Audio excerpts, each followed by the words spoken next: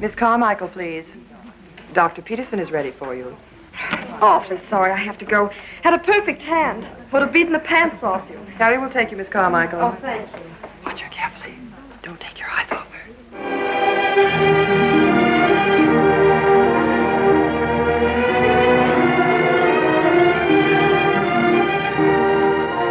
I have to say this was a big, big Cinderella story that could only happen in the time of the era of the studio system, because I never studied to be an actress. I never asked for it, never looked for it, never been in a studio. I wanted to sing. I wanted to be another Deanna Durbin, I guess. And I studied singing from the time I was 14 to sing like my mother. I wanted to sing musical comedy and light opera. I mean, that was my dream. And I worked so hard with old maestro, an Italian maestro. And then fate had another plan for me, I guess, because I was running to Beverly Hills High School one day, a little late, took my shoes off, and my long auburn hair was flying in the sunshine as I was running. And suddenly I noticed a dark car was going around the block, and a man in it was looking at me. There's nobody else around, and it scared me. And then he went around another block. As the next, I'd run faster. And Mother warned me about men like that, so I was scared. About the third block, this car stopped, and this man got out, and I'm frozen. And he came up to me and he said, "Well, young lady, have you ever thought of being in motion pictures?" I said, "No, sir, and I'm late for school and I've got to go." And he said, "Where do you live?" And I told him I live with my mother, and I told him, and I ran off to school, and I forgot all about it. It turned out his name was Henry Wilson. He was a very famous agent in that era, a man who discovered Rock Hudson and quite a few others, Tab Hunter and others. And a few years later, he became David O. Selznick's right-hand man. And he called and said, "I'd like you to come and meet Mr. Selznick." I, of course, had never studied, never trained to be an actress, wanted to sing only, and I had no idea who Mr. Selznick was. I saw very few movies. I was, working in school a lot and had a lot of friends and so forth. So I go to the studio, I meet Mr. Selznick, who's a huge man. I mean, he was bigger than life to me. It was a little bit, I don't know, he just overpowered, I just a little bit nervous meeting him. And he kind of walked up to me and he towered over me and asked me some questions, and I answered them, and I held my own. And about a week later, they asked me to come in and do what they called a cold reading. I didn't know what a cold reading was, but I did it. Then Mr. Selznick said to Henry Wilson, who was there, he said, "I think we'll screen test her." And again, I'm just so naive, I thought, whatever. So then Henry said, "Come on, I'll take you to the commissary." So he takes me to the commissary. Now I'm hungry at that point. I'm always hungry. So we get to the commissary. I'm starting to eat my lunch. In the door comes a number of men from Mr. Selznick's office, and they sat just a little bit over there. And they kept staring and looking at me. And I'm trying to eat, and I'm so nervous. I said to Henry, "What are they looking at?" He said, "Just keep eating." So pretty soon the men get up to leave the restaurant. One man came over and whispered in Henry's ear, and he said, "Never mind the screen test, just sign her." Now, if that isn't a Cinderella story, yes, it could only happen in those days. I went home. About 2 weeks later or whatever, Henry called and said, "Well, Rhonda, you have your first screen part. You've got your first role." "Oh, what is it?" "Well, you're going to be in a film called Spellbound, starring Ingrid Bergman and Gregory Peck." "Oh, what's the part?" "Well, you're going to play the role of a nymphomaniac patient in a mental institution."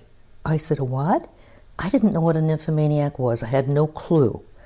My mother, she never knew the word.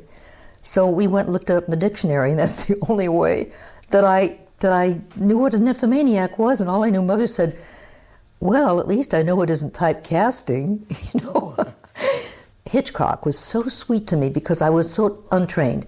He loved the fact that I never had training as an actress. He didn't have to untrain me.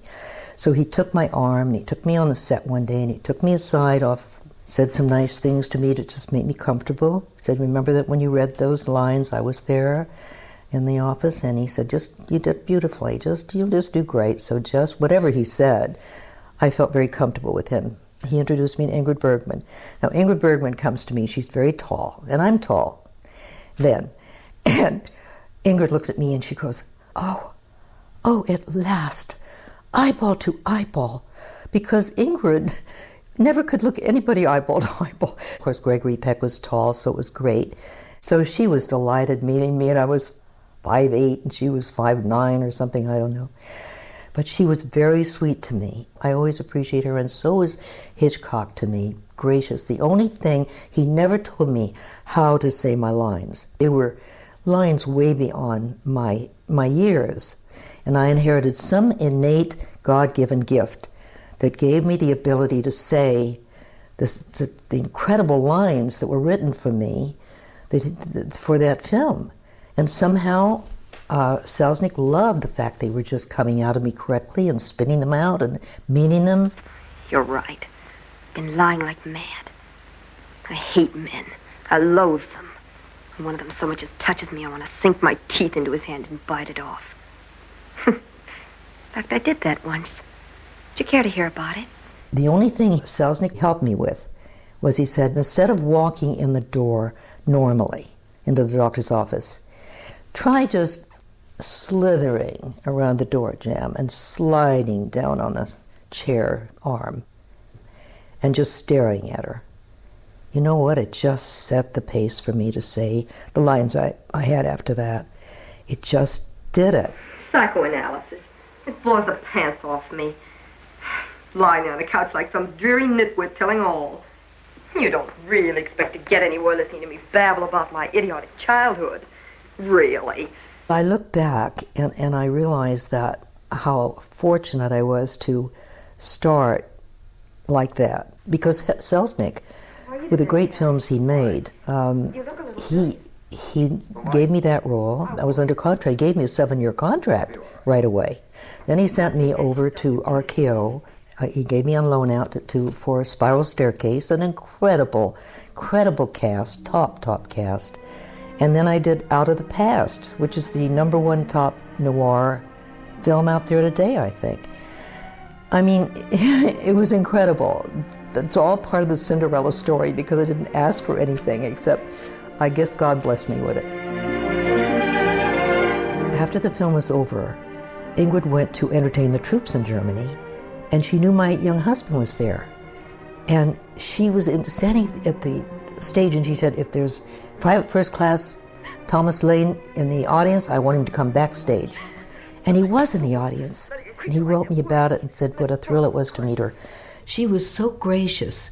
Then when she got home, she called me on the phone, no secretaries. It was just Ingrid's voice. I didn't even know who it was when it first called me. She said, it's Ingrid. Ingrid, and she said, I saw your young husband. He's fine, and he's in Germany. And I told him how wonderful you were. If that isn't gracious, you know, I admired her more than anyone I've ever worked with.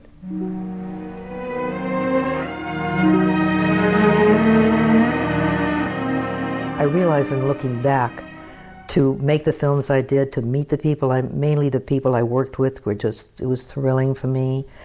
And then to take the name value that I had, that I could turn it for good, that I could, in honor of my sister Beverly, who was dying of ovarian cancer through the years, I said to my husband, would you help me start a place for women and their families going through cancer to come and be helped with, and give them hope. And that's what we did. We started a wonderful clinic there for women with cancer, and clinical psychologists helping them go through the terrible trauma in their families of dealing with cancer. There's a compassion in me for children and for people, and so I've got such a passion for it. I started Path in Hollywood as people assisting the homeless. And it gets women and children off of the street, off of bad relationships, and puts them in a safe place to be trained, learn business.